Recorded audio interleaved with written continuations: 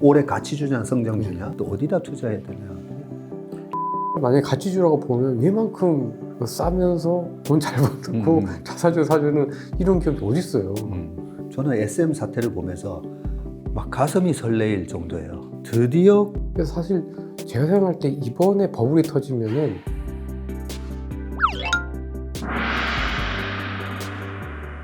그러고 보니까 뭐 작년 연말에 증권사 부동산 BF 그게 또 부실해지면서 증권사들이 막 큰일 날 수 있다. 그러면서 이제 증권주가 바닥 쳤었잖아요. 저는 그때도 너무 과도한 우려인데 라는 생각을 좀 했었거든요. 실제로 어떻습니까? 위험이 없다고 할 수는 없죠. 당연히 이제 그러니까 증권사에서 하는 PF 투자라는 게 위험을 깔고 가는 거니까 그렇죠. 이게 뭐 안 위험할 수는 없는데 신문에서 나오는 것들은 너무 좀 이렇게 동떨어져 있는 것 같아요. 그러니까 그 실제 위험하고 그 공포라는 거가 좀 떨어진 게, 그래서 이제 제가 고민을 해본 게 뭐냐면, 많은 뉴스 언론 매체들의 주인이 건설사인 거 아시죠? 그래서 약간 목리를 막 이렇게 드러내는 것 같은 그런 느낌도 좀 있어요. 우리 연합은 아니죠? 그러니까 막 이렇게 힘드니까 좀 뭐 금리 인상도 좀 멈추고 정부에서 여러 가지 좀 대책도 내어줬으면 좋겠다. 뭐 증권사도 힘들고 다 힘들지 않느냐. 뭐 이런 거 같은 거예요. 근데 실제로 힘들죠. 근데 그렇다고 해서 뭐 대형사들은 사실은 별 문제 없는 거고요. 네. 중소형사들 중에 이제 일부 프로젝트, 일부 팀이 문제고, 근데 사실 그들이 그 본부, 그 회사가 뭐 지난 3년, 4년 동안 어마어마하게 벌다가 이만큼 벌다 요 정도 터진 거예요. 사실은. 근데 이게 막 세상이 망할 것처럼 이거 터져도 사실은 이제 증권사가 망하진 않거든요. 그 정도 버퍼는 분명히 있는 거고. 다만 이제 괴롭긴 하죠. 이제 계속 성장을 해야 되는데 돈을 못 버니까.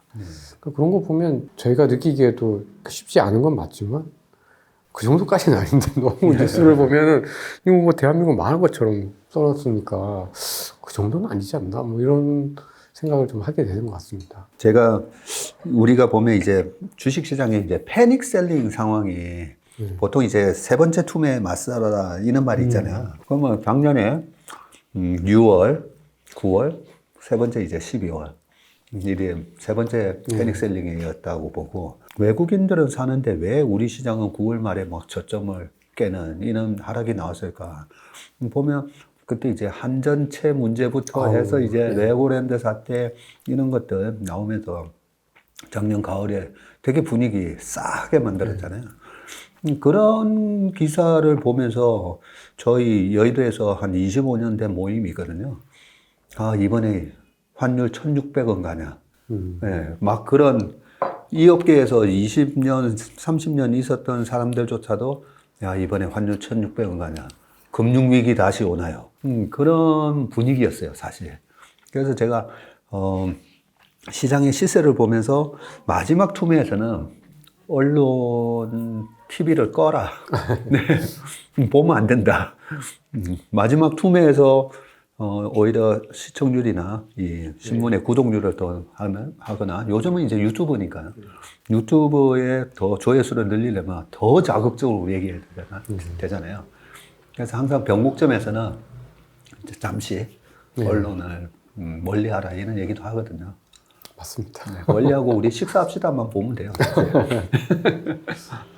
그리고 저는 이제 이번에 이제 작년에 장 안 좋고 뭐 저희 한국에서도 뭐 레고랜드 사태 겪으면서 좀 이제 몇 가지를 좀 이렇게 고민을 해봤는데, 2007년, 2008년에는 확실히 어떤 버블의 대상이 부동산이었던 것 같고, 특히 이제 미국과 유럽이 그랬었던 것 같고, 한국도 당연히 비싸죠. 어마어마하게 비싸고 아직도 비싼데, 전 글로벌하게 봤을 때 지금 그러니까 지난 한 5, 6년 동안의 어떤 호황 국면, 저금리에서 가장 버블이 심했던 거는 저는 비상장과 프라이빗 마켓인 것 같은 거예요. 장외시장. 그래서 그리고 저도 이제 데이터 같은 걸 이렇게 좀 찾아보면, 소위 말하는 미국의 뭐 레버리지론 또는 프라이빗 PE, 프라이빗 에쿼티도 있고 뭐 프라이빗 론, 이제 이런 시장이 워낙 저금리가 되니까 이제 초과 수익을 올리기 위해서 어마어마하게 커졌더라고요.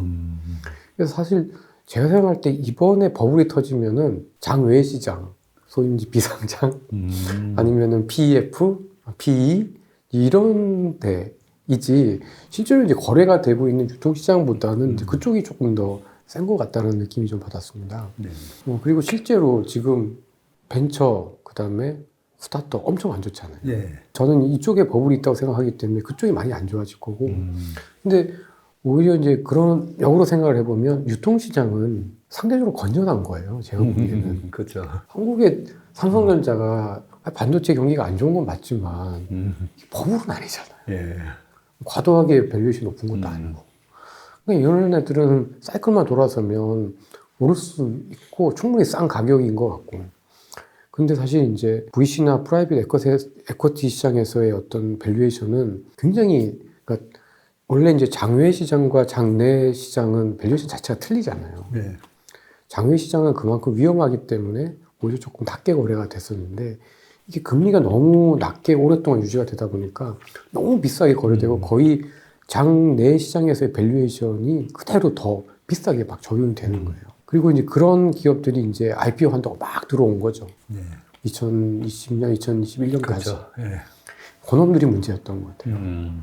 그래서 저는 이번 버블은 또는 이번 하락의 실체는 물론 이제 이런 버블은 끝나봐야 사실은 누가 문제였는지를 알 수 있지만은 결국 저희가 이제 거래하는 이런 에쿼티 시장이나 소위 말하는 이제 부동산 시장은 저는 아닌 것 같고 소위 있으신 분들만의 리그에서 거래됐던 장외 상품들이 좀 저는 문제라고 생각하거든요. 예, 그래서 오히려 그 반대편에 있는 시장은 가격이 조정을 받으면 또 굴러갈 수 있다라고 저는 좀 생각을 좀 하고 있습니다. 그게 이제 지난 버블과 이번 버블의 좀 차이가 가장 큰 차이가 아닌가. 그리고 또 저도 이제 뭐 차이점을 굳이 찾아본다면 그때 우리가 그 뭐 어떤 유동성 위기나든지 큰 시스템 리스크가 온다는 말은 정말 이제 자금이 없어서 우리나라 IMF 때 돈이 없었잖아요. 외국인들이 이제 투자 자금 회수하려고 하는데 이제 뭐 달러가 없었으니까. 근데 그런 것처럼 리만 사태 터질 때도 보면 돈이 없었어요. 말도 안 되는 파생 상품에다가 너무 많이 질러놔가지고. 그런데 최근에도 가끔씩 뭐 2018년도도 그렇고 중간중간에 2015년, 2019년 이렇게 뭐 코로나 때도 보면 기업들이 밸류에이션이 나스닥 버블 때처럼 되게 비쌌는가 체크해보고 두 번째는 기업들이 돈이 있나 없나를 봐요. 왜냐하면 이게 그렇죠. 크레딧 리스크가 온다라는 얘기가 하도 많아가지고 크레딧 리스크는 기업의 자금이 없어서 이제 기업이 무너지면 은행이 같이 부실화되면서 시스템 리스크가 오는 거니까. 근데 2019년도에도 보면 미국의 기업들이 자사주 매입을 엄청나게 해요. 경기는 안 좋은데, 아유, 경기가 안 좋은데, 여기 지금 미중 무역 분쟁 갈등도 어떻게 될지 모르는데, 아유, 투자하느니, 그냥 자본 효율화를 위해서, 효율성 제고를 위해서 그냥 자사주 사가지고 소각하는 그 정도로 이제 돈이 많다 보니까, 이번에는 어떡하나 제가 봤어요. 작년 하반기에. 자사주 매입을 또 하더라고요. 엄청나게 하더라고요. 이게 돈이 많구나. 기업들이 우리가 거래하는 시장은 우리 서학개미 분들이나 동학개미 분들이 저는 정말 다행이라고 생각하는 게 요즘 보면 다 보면 초대형 우량주 매수 많이 하시거든요. 아, 다행이다. 뭐 저렇게 초대형 우량주들이 전부 현금이 많으니까. 단지 밸류에이션이 약간 비쌌는데 엔비디아도 70배, 80배 갔었잖아요. 70배, 80배 갔다가 얘가 아니 30배가 깨지더라고요. 그러다가 지금 다시 이제 50배 온 것처럼. 그러니까 이제 약간 이제 그 가격에 조금 거품이 있었던 게 재작년 초저금리 시절에 이제 가격에 약간 거품이 있었던 게 그게 이제 싹 제거되니까 막 또 돈이 들어오잖아요. 저는 그게 최근 우리나라 시장, 중국 시장 막 매수 자금이 들어오는 게 이 왜 들어오지에 대한 가장 큰 이유가 그렇다고 보거든요. 거품은 싹 거쳤다. 별로 동의 안 하시는 거예요? 그러니까 그 70%는 동의하고 30%는 약간 동의하지 않는 게 아직 덜 빠진 놈들이 있어요. 아. 약간 초대형주들 중에 일부들. 그러니까 나스닥 같은 경우에는 한 30%밖에 안 빠졌잖아요. 물론 네. 뭐 저도 그 닷컴 버블처럼 70% 이렇게 빠질 거라고 생각하진 않기 때문에. 근데 오히려 안 빠졌던 애들 중에서 조금 빠질 수 있는 거는 있고, 대신에 작년에는 웬만큼 소위 말하는 약간 중소형 그 성장주들의 어떤 버블은 많이 사라진 거는 맞는 것 같아요. 그 나스닥이 작년에 35%까지 네. 빠졌다가 작년 연말 기준으로 1년에 마이너스 33%로 네. 끝나가지고 이 정도면 그래도 좀 많이 맞은 거 아닌가, 네, 라는 생각이 들고요. 또 마이크로소프트나 애플이나 보면 또 이제 PER이 네. 또 뭐 23배, 25배, S&P 500의 평균 PER 18배 비해서는 좀 높아 보이는데, 그거는 뭐 초우량 기업에 대한 기업에 주는 프리미엄 이지 않을까라는 생각도 좀 들고요. 그래서 올해 2001년, 2년도에 이제 다우다든지 나스닥 성장주가 계속 박살나면서 그때 5,100에서 1,100까지 다시 가잖아요. 2002년까지. 그 흐름을 얘기하면서 올해 성장주는 손도 대면 안 되고 올해는 그래도 가치주야라고 얘기를 하시는 분들이 꽤 많거든요.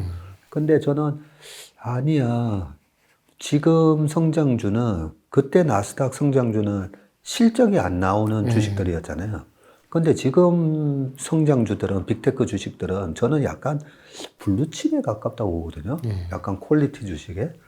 그래서 오히려 이거 경기가 나빠지느냐 안 나빠지느냐 또 2023년 4년이 또 약간 걱정스럽잖아요. 그럴수록 저는 블루칩으로 돈이 좀 쏠리지 않을까라는 생각도 사실 하거든요. 그런 질문 많이 받으시죠. 올해 가치주냐 성장주냐 또 어디다 투자해야 되냐. 그러니까 저는 그러니까 많이 빠진 성장주들, 아까 말씀드렸던 그런 테슬라 같은 애들은 오히려 이제는 많이 가치주스러워진 것 같아요. 그러니까 가치주냐 성장주라기보다는 그 메타 같은 경우는 대표적으로 저는 얘는 성장주에서 거의 이제 가치주다. 메타를 만약에 가치주라고 보면 얘만큼 싸면서 돈 잘 벌고 자사주 사주는 이런 기업이 어디 있어요. 그래서 차라리 이런 기업들이 좀 낫지 않을까. 그러니까 그걸 굳이 막 성장이냐 가치자라기보다도, 그러니까 기존의 가치주라고 해서 막 골랐던 주식들이 저는 이제는 안 싼 것 같거든요, 사실. 네. 좀 비싸 보이기도 하고, 그렇다고 해서 경기 안 좋아지는데 얘네들의 실적이 계속 뭐 코카콜라 뭐 아무리 좋은 기업이지만 뭐 계속 이렇게 올라가는 건 아니니까. 근데 얘네들은 가격은 가격대로 빠져 있고 실적이 그렇다고 해서 뭐 적자가 나는 것도 아니고 자사들도 엄청 힘에 닿을 정도로 열심히 사주고, 오히려 이런 기업들이 차라리 기회가, 저는 특히 올해 같은 경우에는 기회가 있을 거다. 그래서 가치주냐 성장주냐, 성장주들 중에 가치주가 되어 있는 애들이 너무 많다. 그렇게 좀 말씀드리고 있습니다. 아주 명쾌하신 것 같습니다.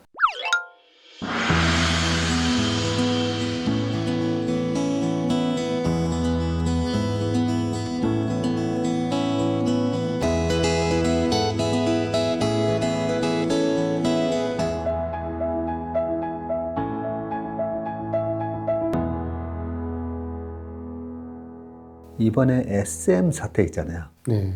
저는 SM 사태를 보면서 막 가슴이 설레일 정도예요. 드디어 코리아 디스카운트가 잘하면 제거될 수 있겠다라는 사실 희망을 갖습니다. 지금도 제가 오늘 대주주 지분율이 20%가 안 되는 기업들은 뭔가 하고 쭉 시총 상위 기업에 제가 막 찾아봤어요. 많죠, 저희 그죠? 한국에는. 아니 18% 지분을 갖고 있으면서 따로 회사를 하나 차려서 매출의 6% 정도 매년 200억씩 이렇게 해서 뭐 1,400억 이상이나 돈을 빼가던 거를 갖다가 우리 주주들이 그동안에 용인을 하고 있었던 거잖아요. 근데 2019년도에 KB자산에서 분명히 SM에다가 경영 개선을 요구를 했어요. 라이크 기획, 계약 종료하든지 합병하든지 하세요라고. 그때도 처음에는 이승만 회장이 혹시 이게 무슨 갑질 논란처럼 될까봐 약간 처음에는 조심하시는 듯 하다가 아니 뭐 별거 없네? 쟤네도 뭐 KB에서 저렇게 욕을 하는데 확산이 안 되니까 아니 뭐 별거 없네 하면서 지금까지 오다가 지금 이런 사태가 났다고 생각을 해요. 그러면 최근 3년 동안에 뭐가 달라졌지 생각해 보니까 우리 주주들의 투자자들의 이제 계몽이 된 거예요. 그렇죠. 눈높이가 완전 달라졌죠. 눈높이가 완전히 달라지고 투자자들이 우리나라가 이 공정 이런 거 되게 따지잖아요. 아니 뭐야 나도 이 회사의 파트너고 내가 이 회사의 주인이 된다는 마음으로 투자했는데 나를 호구로 보나? 뭐 이런 분위기에서 지금 이창환 대표가 뭐 1.1% 갖고 있는 거기다가 딱 밀어준 거잖아요. 그래서 제가 이걸 보니까 다른 대기업이나 중소기업, 중견기업 다 포함해서 오너들이 무슨 생각을 할까? 이번에 지금 하이버가 12만 원에 12만 원에 사드릴게요 뭐 이랬잖아요. 얼마 전까지 7만 원, 6만 원 했는데 저는 지금 우리나라 대기업, 중견기업, 대주주들이 지금 이렇게 쌀 때 안 사면요 다 비슷한 꼴을 당한다고 봅니다. 저는 이게 엄청난 큰 모멘텀이 굉장히 중요한 변화죠. 그렇죠. 예전에 이제 IMF 전 이후로 한국 기업들이 되게 좋아졌다고 하는데 그때 당시만 해도 제가 계산해 보니까 자본 비용하고 이제 기업들의 이익하고 이렇게 비교를 해보면은 이익도 높았지만 조달 비용이 너무 높았는데 이게 자본 조달 비용이 높은 게 단순히 금리가 높은 게 아니라 많은 대기업들이 사실은 다 영동사채 시장에서 돈놀이 하고 있었잖아요. 그 돈들이 다 자기 돈이었던 거죠. 네. 그러니까 사실은 이제 우리가 좋은 말로 이제 주주 가치, 그 다음에 이제 뭐 주주의 이익을 대변한다고 하지만 아직까지도 제가 생각할 때는 아직도 순수하게 정말 대한민국은 주주 자본주의라고 보기는 좀 굉장히 어렵다고 생각을 했는데 요즘 조금 이제 변화들이 이제 생기기 시작을 한 거죠. 그리고 자사주주도 소각을 이제는 하고 그죠? 법제화하고 또 하는 기업들도 많이 늘어나고 있고 배당은 그 이전부터 조금씩 더 많이 늘려나고 있고 그리고 이제는 뭐 그런 행동주의 펀드들도 이제 조금씩 막 생겨나고 그래서 저도 이렇게 변화가 생기고 있는 것 같아요. 방금 이제 큰 변화라는 말씀을 해주셨잖아요. 제가 투자에 대한 저의 하나의 철학 중에 하나가 펀드 매니저는 투자자는 변화 사냥꾼이 돼야 된다라는 부분인데 이 악재에 해당되는 어떤 사건이 확산되는 건지 아니면 이제는 꺾여서 다시 이제 수축되는 건지 그걸 파악하는 게 굉장히 중요하더라고요. 뭐 금리만 보더라도 25bp로 올릴 거다 생각했는데 50이 되고 75가 되니까 주가가 망가졌잖아요. 그런데 75가 50이 되는 순간부터 미국 시장이 빵 떴잖아요. 그죠? 75, 50, 25.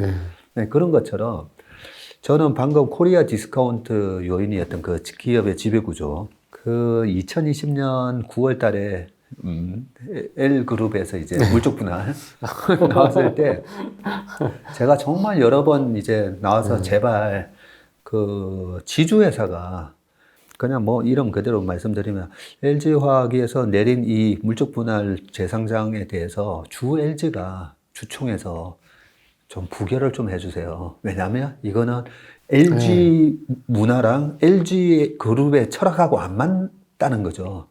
LG가 뭐예요? 사랑해요 LG잖아요. 그리고 LG 저기 연수원 이름이 인하원이잖아요. 인화를 제일 중요시해야 했는데 이거는 주주한테 정말 이게 배신을 하는 행위이기 때문에 제가 방송에서 여러 번 얘기했어요. 이거는 주 LG에서 거부하셔야 됩니다 했는데 안 됐어요. 그러고 나서 그 다음 해에 저는 이게 그 브로큰 윈도우 효과라고 깨진 창문이나 우리가 보통 건널목에 누가 종이컵을 딱 올려놓으면 저기 올려놔도 되나 하면서 그 옆에 종이컵이 막 쌓이잖아요. 쓰레기가 막 쌓여요. 저거 해도 되나?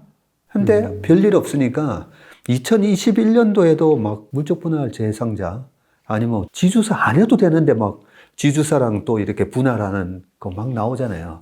그래서 많았죠. 오히려 더 악화됐어요. 코리아 디스카운트를 더 악화시키는 모멘텀이 그때 나왔었다고 봐요. 그런데 지금 이제 반대 현상이 일어나는 거죠. 은행도 우리 배당을 올려야 되나요? 하면서 그러면서 은행 주가가 갑자기 원래는 1월 달 되면 배당락 이후에 은행 주가 약해야 되는데 갑자기 막 20%까지 올라 버렸죠. 거기다가 이번에 SM 사태가 터졌기 때문에 저는 큰 변화의 물줄기가 지금 어떻게 되고 있나 봤더니 코리아 디스카운트를 해소하는 아주 중요한 모멘텀이 생겼다는 거죠. 그래서 이 모멘텀이 이제 저는 확산되기를 바라고요. 이게 확산이 되면 이창환 대표 얘기로는 그냥 이런 주주 가치에 대한 재고가 되면 그냥 이익의 증가 없이도 4,000포인트가 안 나는 거죠. 사실 PE 한 글로벌한 평균이 그렇죠. 15배니까 그죠? 충분히. 말씀에 크게 동의 안 하시는. 아니, 동의합니다. 동의하는데 이제 이게 하루아침에 될 건 아니니까. 그렇죠. 네. 그래서 우리가 이런 목소리를 계속 저는 내줘야 된다 생각합니다. 네. 제가 자꾸 이런 얘기할 때마다 이 LG그룹 임직원분들이 보면 저 박찬무 자꾸만 저런 얘기하네 이런 생각을 하실까봐 걱정도 되긴 한데 저는 LG 사랑합니다. 예, 사랑하는데 정말 우리 LG그룹이 존경받고 정말 세계적인 기업이 되셨으면 하는 바람에서 말씀드리는 거니까 좀 이해를 좀 해주시길 바라고요. 마지막으로 제가 이사님 최근에 방송에서 배운 게 하나 있어요. 예, 이사님한테 딱 배운 게 자넷 옐런이 지금 재무부 장관인데 지금 미국의 부채 한도 상향 조정 이 부분에 뎁실링이라는 것 때문에 이제 협상을 해야 되잖아요.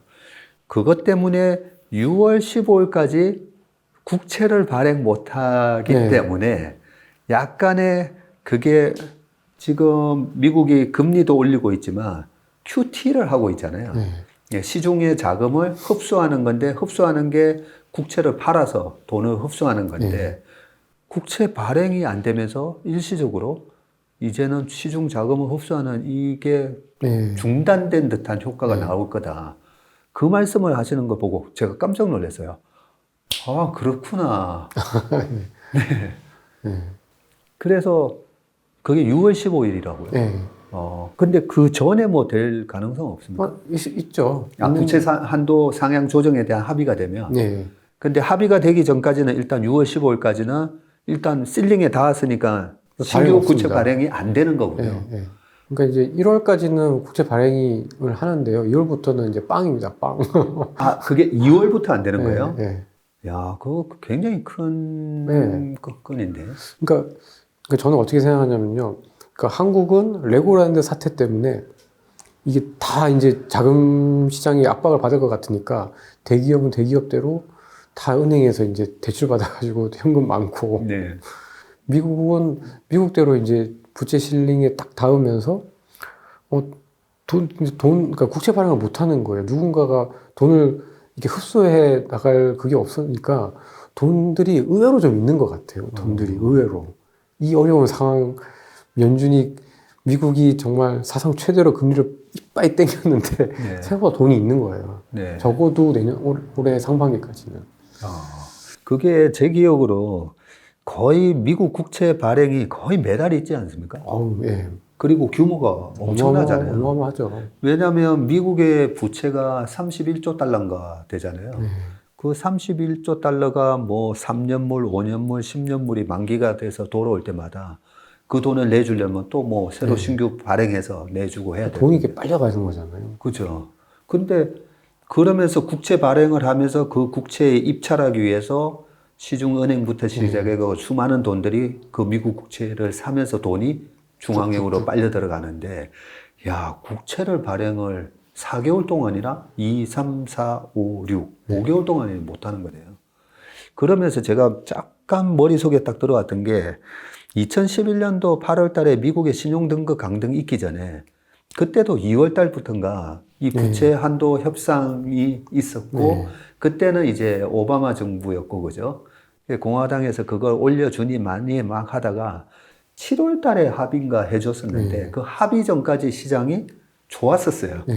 그게 좋다 보니까 우리나라에서는 차화정장세 있었고 2011년 3월 11일 날 일본 동일본 대지진이 있었음에도 불구하고 4월, 5월 막 시장이 막 올라가더라고요.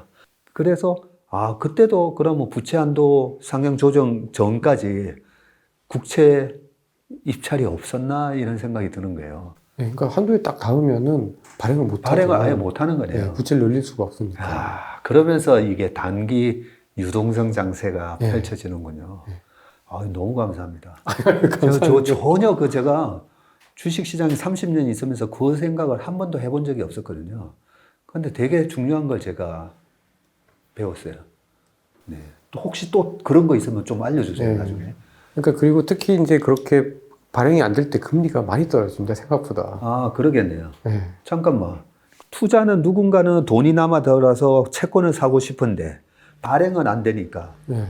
시중에 비싸게 나와 있는 사는 거를 거죠. 사면서 금리가 떨어지는 거죠. 금리가 떨어지고 채권 가격은 올라가고. 아, 저는 너무 고용이 좋아가지고 이 10년물 국채 금리가 떨어지면 작년에 S&P 500이 4,400인가 500까지 한번 간 적이 있었잖아요. 그때 미국 국채 금리가 2.6이 살짝 깨졌었는데 그런 모멘텀을 기대는 못 하겠구나. 경기가 너무 좋아서. 그렇게 생각을 했는데 국채 발행이 없으면 네, 가격이 올라가는 그런 모멘텀이 또 있을 수가 있네요. 그러니까 지표만 조금만 더 좋지만 않아도 아마 생각보다 금리가 저는 뚝 떨어질 수도 있다. 의외로. 네. 그러면 사람들이 이거 뭐지? 하고 있는데 이제 가격은 이미 주식 채권 모두 쑥 올라가 있는 상황을 좀 하고 그때 이제 사람들이 많이 헷갈려 하겠죠. 네. 이게 뭐지 하면서. 근데 돌이켜보면 한국은 레고 사태 이후에 많은 규제들이 특히 부동산 관련된 규제들이 풀려버렸고 네. 미국 같은 경우에도 리세션 온다고 하면서 많이들 준비를 많이 해왔었던 것들이 약간 자산 가격에 좀 반영될 수도 있겠다. 저는 뭐 그렇게 생각하고 있습니다. 아, 제가 우리 식사합시다 작가님한테 허재한 이사님을 초대해달라고 정말 잘 부탁했구나. 그런 생각이 들었습니다, 오늘. 네, 오늘 귀한 시간 내주셔서 감사하고요. 여의도의 차도남. 네, 오늘도 차분하게 올해 우리 주식시장이 어떻게 될지 약간 내년 전망까지 해주셔서 대단히 감사합니다. 혹시 뭐 하실 말씀 있으실까요? 네. 한 5월이나 6월쯤 돼서 우리 예상대로 만약에 네. 그 시장이 흘러갔을 경우는 또는 반대로 흘러가더라도 그렇죠. 네, 또 우리 식사하면서 시장을 또 체크해보는 시간을 다음에 또 갖도록 하겠습니다. 오늘 귀한 시간 내주셔서 너무나 고맙습니다. 네, 감사합니다. 네, 박사님과 식사합시다. 오늘 허재한 이사님 모시고 올해 주식시장에 여러 가지 변수들 체크해봤습니다. 아마 많은 도움이 되지 않으셨을까 저는 그렇게 생각하는데요. 오늘 허 이사님 말씀대로 올해 상반기 주식시장이든 아니면 채권에서든 많은 투자의 수익을 거두셨으면 좋을 것 같습니다. 네, 식사합시다. 오늘 여기서 마치도록 하겠습니다. 고맙습니다. 전례 없는 금리 인상이죠. 환율 너무 어려워요. 결론만 알려주세요. 당신은 외환 모태솔로입니다. 환율 그동안 너무 어려우셨죠? 이제는 쉽다 말할 수 있을 거예요. 오늘부터 환율과 썸 타시겠습니까?